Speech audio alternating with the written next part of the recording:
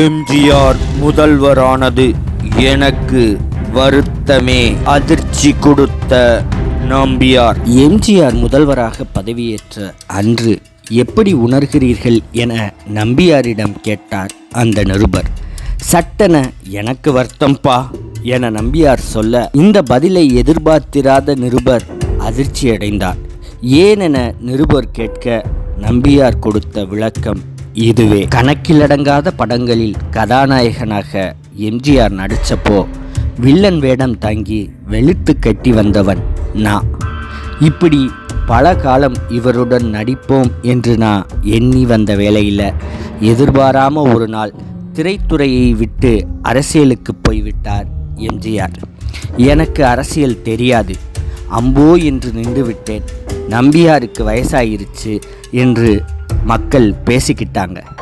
எம்ஜிஆர் தொடர்ந்து நடிச்சிருந்தா நானும் தானே அவருக்கு சம ஜோடியாக நின்று துள்ளி விளையாடி இருப்பேன். அப்போது இந்த வயசு பற்றிய பேச்சு வந்திருக்காது. கோடிக்கணக்கான மக்களைத்தான் நான் குற்றம் சொல்லுவேன்.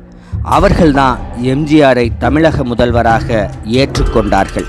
போகட்டும், ஏன் ஒருவனுக்காக அவர் வாழ்வதை விட தமிழக மக்களுக்காக வாழட்டும். அரசியலிலும் இவர் நல்ல பெயர் வாங்கி விடுவார். என்ன இருந்தாலும் எம்ஜிஆர் போல் ஆகுமா என புகழப் போகிறார்கள்.